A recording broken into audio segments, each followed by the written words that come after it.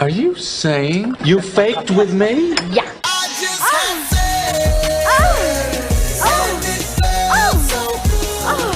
Wrong. Now you're single. What do you know about sexual relations? Is it true that if you don't use it, you lose it? I'm a little worried about being a slut. You're listening to the Come With Us podcast, talking the good, the kinky, and the ugly. Here are your hosts, Beth, Aaron, and Tina. Hello, all you sexy holes and poles. Welcome to another episode of Come With Us podcast, where you're part of all the naughty, sexy, fun conversations that everyone wants to listen in on. Today, we're talking about the open, secret sore spot for lovers everywhere, fake orgasms. It happens to all of us. We receive fake orgasms and we give fake orgasms.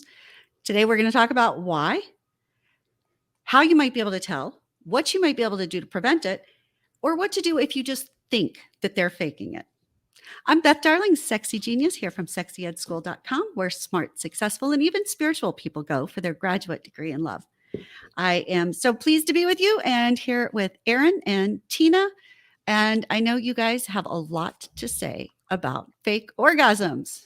Woo! For sure. It's kind of sad that this is a topic that I think everybody can relate to. And I swear, if there's anybody out there who thinks that they've never been with someone who faked an orgasm, I think they've just been with people who did a really good job faking, or they're terrible at noticing, right? Because I think 95% of women admit to faking orgasms. Well, I mean, the first three lines of our freaking our intro are talking about faking orgasms, and we haven't tackled this in over a year. But I mean, this has been a crusade of yours for God, as long as I've known you, 6 years now? Yeah. About faking orgasms and why it's wrong and you shouldn't do it. And right. I mean, it came to us because, a few weeks ago, there's a New York City DJ who's on like every urban and hip hop station in the country. He and his wife are releasing a tell-all book that, she used it. She said she used it in a fight against him when they got into it. And that was her, that was what she thought was going to be the big blow to win the argument, is that she said she's been faking every orgasm since they got married or since they got together. And it had been 10 years or something. Yeah, I think it's all a publicity stunt, but still it doesn't, whether the story is true or not, it doesn't mean we shouldn't address the topic of faking orgasms and whether or not you are doing it, your partner's doing it, and your feelings on it. 10 years is a huge amount of time. Right? That's shocking to me. Mm-hmm. Wow. Yeah. So. I said, and I, personally, I think that if they were doing this just as a publicity stunt, she wouldn't have said every orgasm. She would have said, I faked most, because faking all of them, most of us are like, holy crap. But that's what makes it a publicity stunt. Yeah. The over-exaggeration of it. Maybe. But one way or the other, I know from clients, like in real life, that there are a lot of relationships in which, even though the couple loves each other, generally it's the females. I want to say some men. I do know some men that have faked it, but generally it's a lot of females that have faked a lot of orgasms in their happy relationship. And that is kind of sad, I think.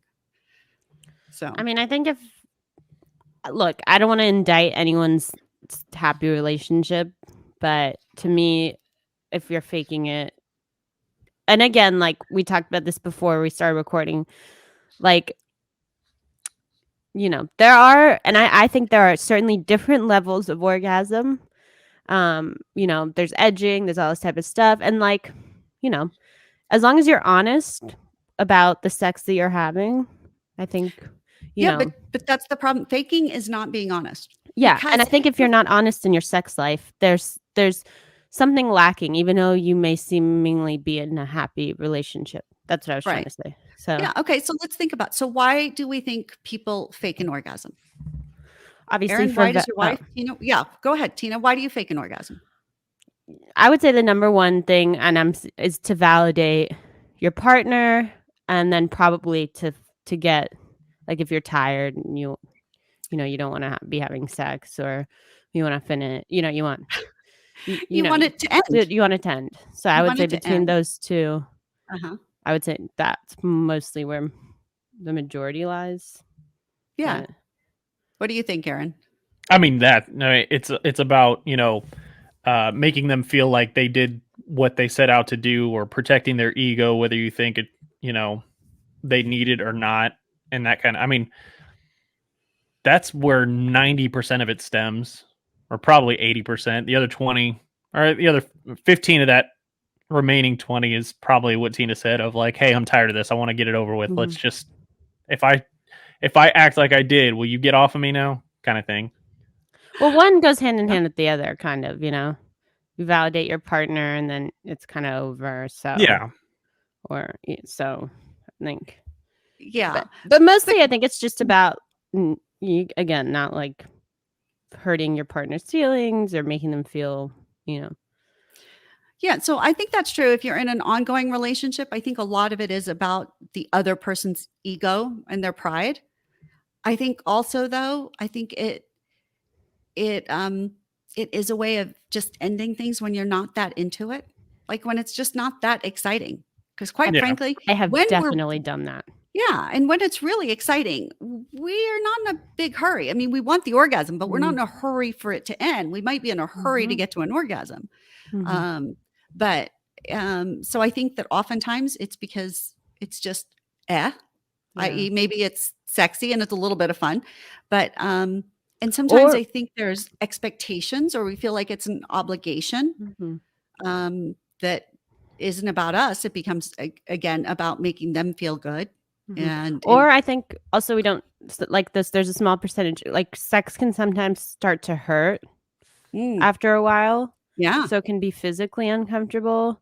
Like I've actually been experiencing a lot of issues right now with like sex is like becoming, I think it's just like I've had like some few bladder infections and stuff like that. But I know like, for example, like my mother and stuff, like a lot of women experience endometriosis and stuff. So sex, like, I don't think it's not that she doesn't enjoy sex, but like to her, it's just physically painful. I know there are obviously like ways to get around it and you can have a full sexy life, without penetrative sex. But sometimes, I've been feeling it lately, like after 30-40 minutes of like pounding, you're like, ow, like this is shit. Yes. Well, and that's where lube comes in too. Yeah, lube is like super important. That should be key. But yeah, I pretty much say 30 or 40 minutes of pounding, any woman of any age is going to get dry, right? Yeah. Our bodies are just not, they're not endless fountains of moisture. No, I think that's also like what's been happening to me. Like,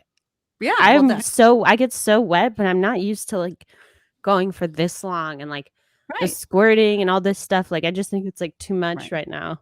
Yeah. I'm giving my vagina a break for a week. I started celibacy yesterday, 2 days ago. There you go. So. Okay. All right. I think that's good. So, I would say though that men fake much less than women, but men do fake orgasm. The statistics are really hard to come by because they can't survey everybody and people tend to lie. Isn't that easy to prove though? If a man is faked? You would think, but sometimes if they're using condoms, then you don't necessarily see it. Or if you're shooting blanks. Men can orgasm without having any spooge actually be ejaculated. Either some men, if they've had any testicular issues or stuff like that. Sometimes if you've had a vasectomy, you have much less spooge and stuff to come out. And sometimes instead of ejaculating externally, the semen can go back up. It's called a retrograde ejaculation, where it just goes up the urethra into the bladder instead of being expelled from the body. So there are times where men will orgasm without having any ejaculate. So you can't always tell like that, but certainly if your partner usually does and then doesn't, that would be an indication.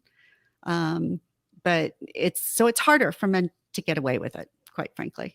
But I think it's also, sadly, I think it gets easier for women because we don't want to see things we don't like, and we don't want to believe that somebody fakes it.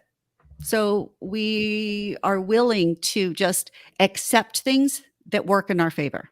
Sure. Oh, yeah, that was great. Oh, God, that was amazing, honey. And we're like, oh, yeah, cool. And we don't really actually pay close attention. So, and that's how, so the next issue is, how do you tell if somebody's faking an orgasm? Right. How do you tell? I mean, I You would think say people like, can tell when you do, Tina? yeah, I would say like an orgasm is like a pretty full body experience, at least for me. Like Okay. I shake Mhm. and I like, like I feel like it would be difficult. There's actually one pretty good telltale sign that I've always had that it's Yeah. real, which is like kind of weird to me. I get horrible because I tense up so much. Mhm. I get horrible, and these days actually they're becoming worse and worse. They used to just be in my feet, but like Charlie horses in my calves. And it's like Afterwards? no, Yeah. during like Oh, because I okay. get Got it. tense. So basically, it's like I clench everything, Mhm. and it gets like it's so powerful that like I'll end up getting these horrible. Like it's really like almost every time like it happens, and then it just like it hurt. It's painful, but like So that the cramp will continue during your orgasm? yeah, it's like a really intense Charlie horse. Okay. Sometimes I can like feel it coming on, and I can like figure it out. It usually only happens like the first time, but I think it's just like for me, it's just like this full body, you know. But and then again, like I would like what I want to. For me, I have like not every orgasm is the same for me, if that makes sense. Like Right. No, I I think have little ones, right. and then usually like a big kind of like release, or Okay. So, but how then you faked? I know you've told me you faked a ton of times, and yeah. people haven't called you out on it, right?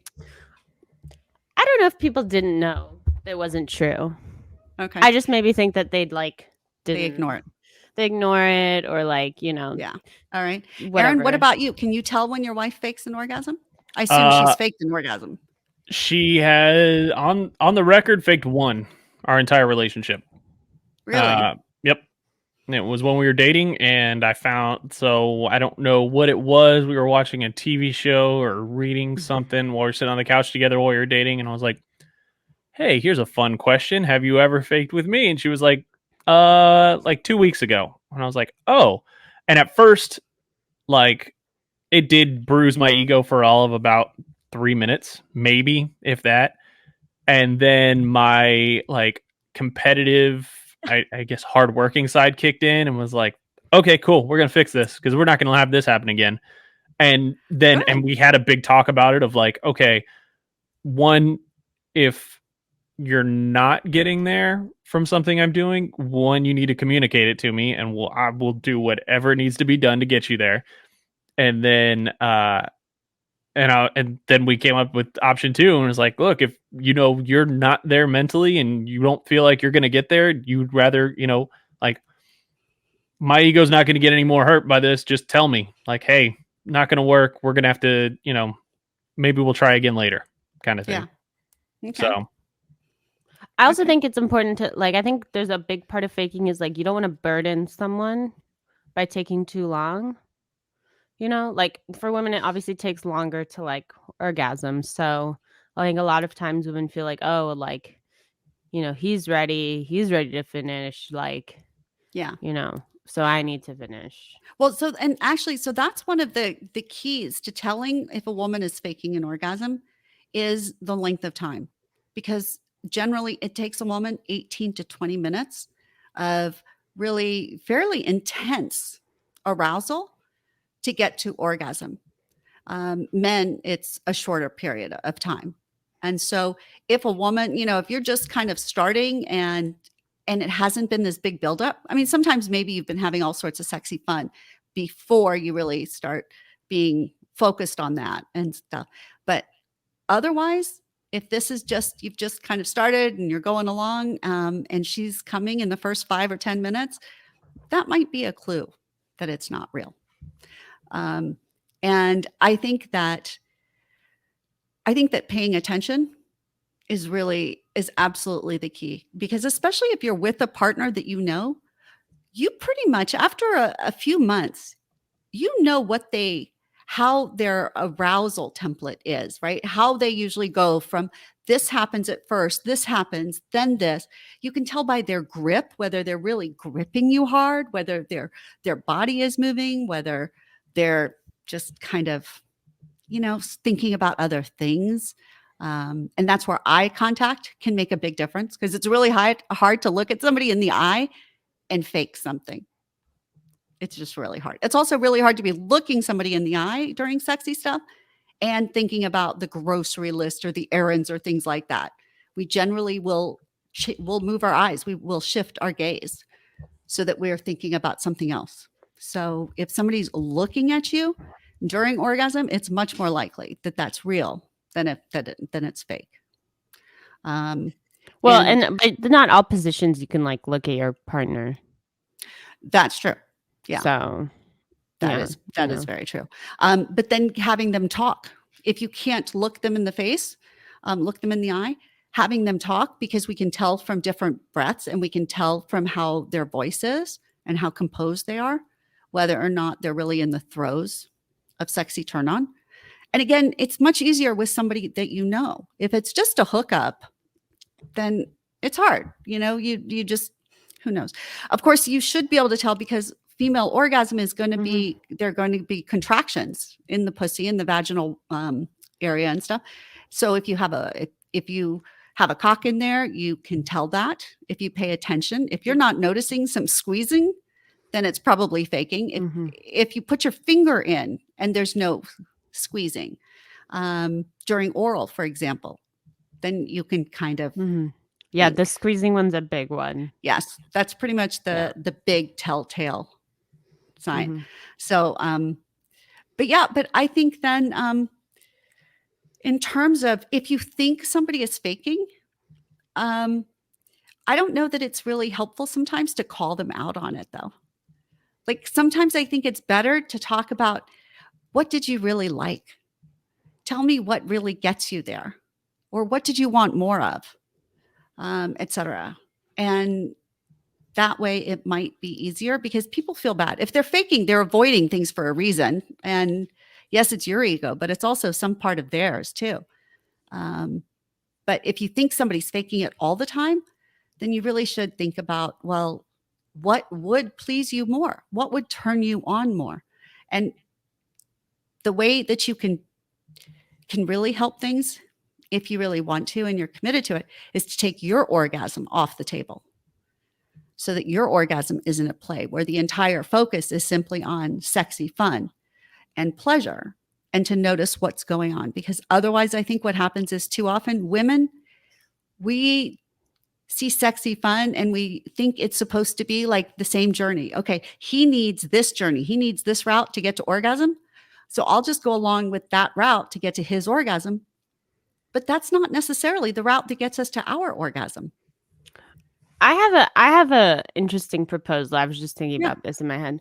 So obviously not everyone's libido is this high, but generally, like when you wake up in the morning, I think like morning sex, like a lot of guys, and I may be wrong, like most guys wake up with hard-ons and they're looking kind of to get off and stuff, or like, and usually like morning sex, at least the morning sex I've always had has been like much quicker. You're tired, and the guy usually does finish.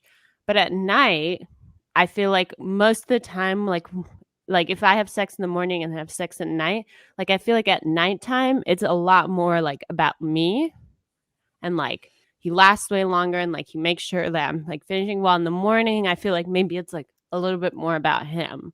And I know like that doesn't, it's not every relationship's going to be like that. I understand, but like, that's an interesting way to maybe like, or a different perspective on it, or, something like that. I think that as a couple, I think it would be healthy and totally fine if everybody is in agreement to say, okay, we're going to have, even if it's not every day, but Right. let's say every other day, you're going to have morning sexy Yeah. and sexy fun. And then every other day, you're going to have evening sexy fun. And in the morning, he gets to kind of dictate, right? You Right. take the path that works for Yeah. him. Okay. Right. And then acknowledge that that may or may not be the path that gets her off. Mm-hmm. And then the evenings, flip it. And so take the path that does work for her, whether or not that's his path. See if he can adjust to that. If he can, great. If not, okay. But the funny thing is that we're so used to thinking of heterosexual couples, but the fact is lesbians, right? There's this thing called the orgasm gap. It's the gap between how often men have orgasms in the midst of sexy fun versus women in heterosexual sex. Well, that gap lowers in terms of, so I think 95% of men in a heterosexual coupling will experience orgasm, and women, it's only like, I don't know, 65, 75%. I've forgotten the exact numbers, but there's a big gap. It's bigger than the wage gap. But with lesbians, they have a much higher instance, like 85% of orgasming during sexy fun. And it's because they don't just end when one of them has an orgasm. And that's typically what happens in heterosexual couples. He orgasms and everybody's like, okay, that's the end. And that's kind of silly. So again, I don't think sexy fun, it should be completely goal oriented towards orgasm. But I do think that both people's orgasm should matter and be important, and that the focus needs to be on pleasuring both of them. And if they want to get to orgasm, giving the time and attention and affection that they need. But then women cut it off too, because we feel selfish, like, oh no, he's been down there too long. But I don't know too many guys. Well, after a while they might be, but generally a guy is happy to pound and is like, oh, I should keep going, right? This is good. She really likes this. I need to keep it going. Yeah. And sometimes I'm like, just come already. Good God. Like, Yeah. Frankly, I get bored. But yeah. And I would agree. Like, there isn't, I don't think you should feel guilty or like feel like you're taking too long. Or Right. Yeah. I think it's just, if you do, then I think that's something to talk about and to maybe make your partner understand that like it isn't that easy, and right. Or because a lot of women will orgasm by themselves, but not with a partner. In large part because they're worried about the time, because they're worried, and then they're worried about what they're going to look like, or whether they're going to make weird noises when they orgasm and things like that. So all of those play into a woman's proclivity, if you will, to just fake it. Yeah. Yeah. And I think it's funny because like the whole thing about time, like I think when you're alone, and generally like you want to come, and also like we really haven't talked about, but like, like the difference between penetrative sex and the use of toys, like it's really important. Like, generally I think like sometimes like I can come just from penetrative sex, but most of the time like it's going to take something else, or direct clitoral stimulation, right? Let's just face it. Only 25% of women generally will orgasm from penetrative sex alone. And 75% of women require direct clitoral stimulation to orgasm. Yeah. Just So the facts. I think, it's, but again, like, I think like if you're worried about the time and stuff, I think it's more like you're in your own, you're right. You're in your own head, like when you're alone and you don't have to worry about that, all that kind of stuff. I think you should like think about how long it actually takes you to finish. And like, generally for me, it doesn't take like more than 10 minutes, 20 minutes to finish when I'm alone, to be honest. And I know this may be different for other women, and like, I understand, but like, so, and I think like, you're right. If the partner, so what partners can do is make sure that they give assurance to each partner that I really want to be doing this. As Erin said, for years, I've been saying, don't fake an orgasm. Don't fake a blowjob, right? Don't fake sexy fun. Just don't fake things. Yeah. So therefore, like if you're going to go down on a woman, then tell her, I want to be here. Like I'm going to stay down here as long as I want to. And you can actually sort of relieve her of the burden by telling her, I'm going to stay here for 25 minutes. If you orgasm, great. If you don't orgasm, great. If you orgasm 3 times, great. I'm not going to stop just because you orgasm. Like, this is what I want, and it's going to be fun.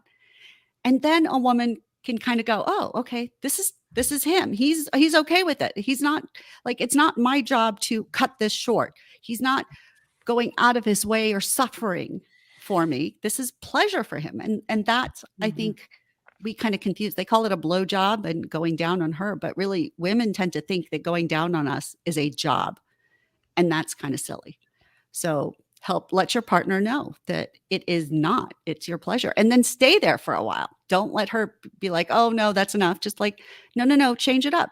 But if you don't see her going on this sort of escalator up the arousal platform, then talk to her about what you can do. Be like, oh, do you like this better or this better? And then watch her. And I say, do it FOR, focus, observe, and respond. Don't just do what you know. Don't just do circles left and right. Don't just do the alphabet on her clit because that's what you know. Be willing to learn different things and kiss in different places and tease and use your hands as well as your mouth. And, maybe rim her, maybe stick a finger in her ass, maybe stick fingers in her pussy and play with her G-spot at the same time as you're licking her clit.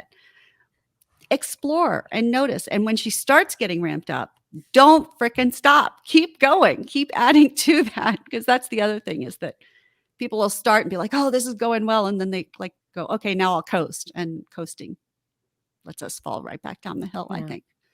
I also think with orgasms, like with real ones, there's also this like recovery time afterwards. Like you would know it was real for women and for men. Like things are just more sensitive. Like for me, like your clit just becomes super sensitive. It just like everything is just more like you're kind of, because you're so tense, like I feel like still coming down.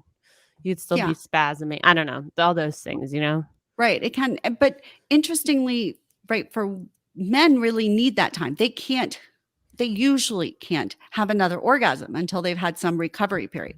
But women, once we've actually had one orgasm, the second orgasm is usually easier to get to. Mm-hmm. Oh, totally. I agree. Because, so men have these, this, and I forget the science of it, but basically it shuts off. As soon as they orgasm, then all the blood starts leaving and flowing away, right? It's like this valve after orgasm opens and all the blood releases and their cock gets soft. And so they have to wait until that valve is able to close again to keep all the blood in.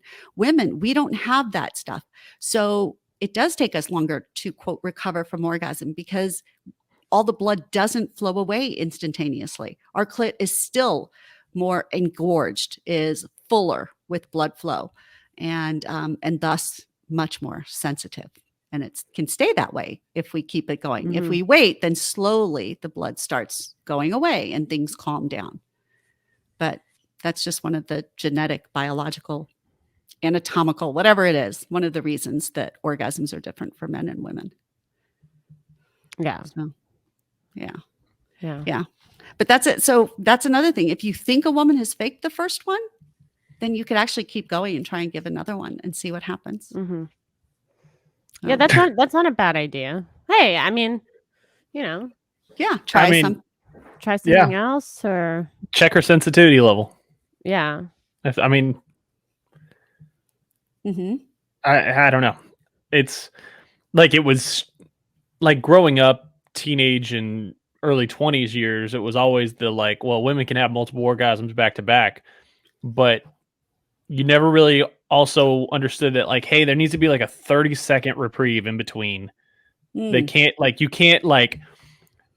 can't get them to go over that waterfall and then immediately put them right back up on the friggin' top of the whatever it's called, the waterfall ride at Disney World. Like, give them a second to breathe and catch their breath, and then you can go back to it. Because if you are that type of person that wants to keep like I've said before, going down on my wife is one of my favorite freaking pastimes in the world. If I get paid for it, I would have been rich by now. But you also got to know that like once she hits that point, let your jaw rest for about 30 seconds, let her take a breath for about 30 seconds, and then go back to it if you want to keep going. Yeah, but you still have to climb, right? You have to climb back to the top. You can't just assume that you're at the top again and start right back, right? That's exactly it. But you could go and you can envision kids, running around and go racing up the stairs. So you can go back up there, race right up there, do gentle, and get her aroused much faster and get her over the cliff again. Yeah. Yeah. And I also think that like there's it, like the whole idea of like coming together usually never happens. So if like I think it's happened to me like a couple times, but over like a very prolonged period of like sex with someone. But usually if there's like, you're that Hollywood thing of like, you came to get like it's not happening. And then also I think like women who fake, who are like really adept, like like the whole pulsating thing, especially on the inside. So like women who fake, like they know that, right? But an orgasm is different than like, for say, like when a woman does like a Kegel. Like a Kegel is something that I think that's a lot. Like if you clench your pussy, which a lot of women do, they fake. It's a slower movement. But when you're having an orgasm, that it's more like a pulsating, like clench than Throbbing, it is like one and then out and then one and then out. And so, I think like that's a more like advanced way to tell kind of internally, like if a woman is taking it should, and like everything clenches, like including like your butthole, like and you should see that kind of pulsate, like I think it's like more spasms, right? Yeah, I mean, it's spasm. really... It's a spasm. It's more of a spasm than like a Kegel, if that makes sense. No, that's a very good point, because Kegels are, and that's why Kegels are pelvic floor muscles. They were just recognized by somebody named Kegel. So the Kegel exercises is when we clench those, we practice clenching, like basically so that we stop peeing, and men can do them too. But and so that's why doing them strengthens the same muscles that contract during orgasms, which means when they're stronger, they can contract harder during orgasms and feel better. But you're right. So somebody can't usually clench. Exactly. Can't do Kegels fast enough to mimic a really a strong orgasm. That's absolutely true. Yeah. So it's a good point. So I think you should talk, and I think that it's helpful that to have an agreement with your partner that there's no faking orgasms, because again, when you fake orgasms, you're sending the wrong message. You're telling somebody that what they did got you to orgasm. And when that's not true, it's really frustrating, because they'll keep doing the same thing, thinking, hey, that worked before, but it didn't. So much better to have a deal. No fake orgasms. If you want to stop the sexy, we stop the sexy. But if your partner stops the sexy frequently without getting her orgasm or his orgasm, then you might want to think about how can you do different things sexy wise, because everybody is entitled to have good orgasms on a regular basis. It shouldn't just be about one person just because one person has a cock and one person doesn't. And I think you're doing someone truly a disservice by not telling them. Like it doesn't make them, it only makes them, I would say, like even a worse lover, like, or just because, and I don't think anyone wants that, right? Like I think everyone wants to be able to, like, for lack of a better term, get someone off, be good in bed, like all this kind of stuff. But like you're never going to be good if you aren't be willing to, like, be straightforward. Yeah, exactly. So, there's also, I mean, I guess we got a few minutes left. We can talk about. There's got to be a tack that you have to take to letting your partner know. Like from a female standpoint, you can't just go, "Oh, by the way, I didn't," or like you can't just, while he's sitting there going to town and trying to help you, just go, "Yeah, not going to happen. See ya." Like you've got to, like. And you can't hold on to it. Yeah, you can't hold on to it and then use it in a fight. And this is what stood out in that article is that that's not a punch that you need to be throwing. Right. It's if you're actually in a committed and I'm not going to say open relationship. If you're in a committed relationship with great communication, which is what makes a great relationship. I mean, I've been saying it for over a year. Communication is freaking key. If you're in a relationship with great communication, you need to be able to tell your partner that stuff. You don't hold on to it and save it for a rainy day when they piss you off, or you can, use it as a way to hurt them. So I think in the midst of sexy stuff, I think there are times where women can enjoy sexy stuff, but not necessarily have the energy or the drive or the arousal to get to orgasm and stuff. Yeah. I think it's totally okay to be like, hey, I love it when you're down there. It feels so good. This is awesome. You can stay as long as you want. I just want to tell you, I don't think my body is in the zone where it's going to get to orgasm, but this still feels great. And I really appreciate it. Blah, blah, blah. I think you can be able to say that, but if you're doing it all the time, if you're hearing that all the time, you need to recognize you're not giving her the arousal she needs.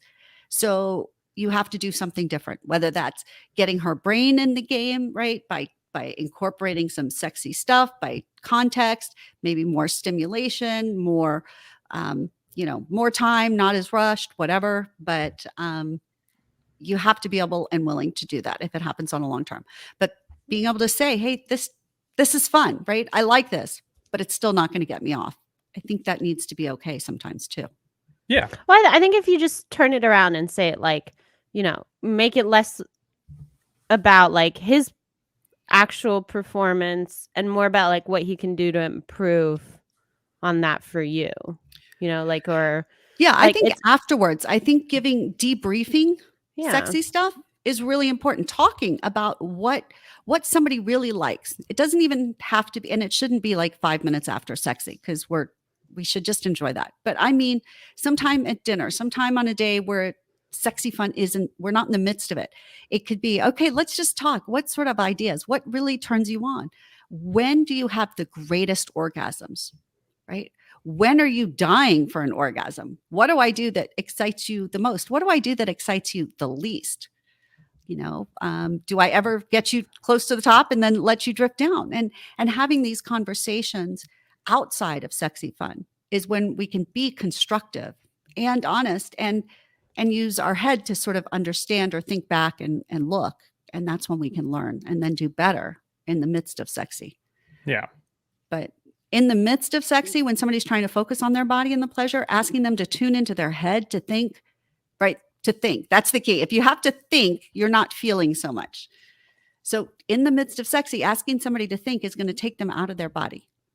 And then you're going to have to start arousing their body all over again. Mm-hmm. Just FYI. Yeah. Well, all right. So I think that's it. And everybody should have the conversation. And maybe it doesn't maybe we don't need to have mea culpas. Maybe it shouldn't be, oh, have you ever and tell me when? Maybe it should just be, I'm going to kind of assume that you probably faked an orgasm and let it go at that. And let somebody be like, okay, so let's just talk about moving forward. Let's agree not to fake them. And let's talk about why would you? What would come up or what would have stopped you from doing that? What can I do? What else do you need? And again, realize that your path to orgasm, this little favorite path is not necessarily the other person's favorite path. And sometimes you need to take each one. That's my thought. Yeah. I think that's a good way to end. All right. Good sentiment to end. Cool. So go. Oh. Real O. Real O. Yeah, real O's. Only real O's. It's not real. Like it's a not cereal. worth it. Yes, that's right. Oh my goodness. So, all right. Well, cool. All right. Well, thanks so much, Aaron and Tina. And I'm Beth Darling, Sexy Genius from Come With Us podcast. And of course, please, if you want to find out more about my classes and everything like that, please go to sexyedschool.com. Use promo code Come With Us to get 20% off your sexy education so that you don't have to fake. You don't have to worry about them faking. And you have lots of tools and tricks and techniques to make it good. All right. For everybody, thank you for being here with us. This is the podcast you need for the bare naked truth about love, sex, and relationships. I'm Beth Darling from sexyedschool.com for Aaron and Tina. And thank you. We'll see you next week. Bye. Thanks for listening to the Come With Us podcast. Be sure to follow us on social media at Come With Us Podcast and send in your questions, comments, and confessions to comewithusconfessions@gmail.com. Until next time, keep it fun, flirty, and naughty.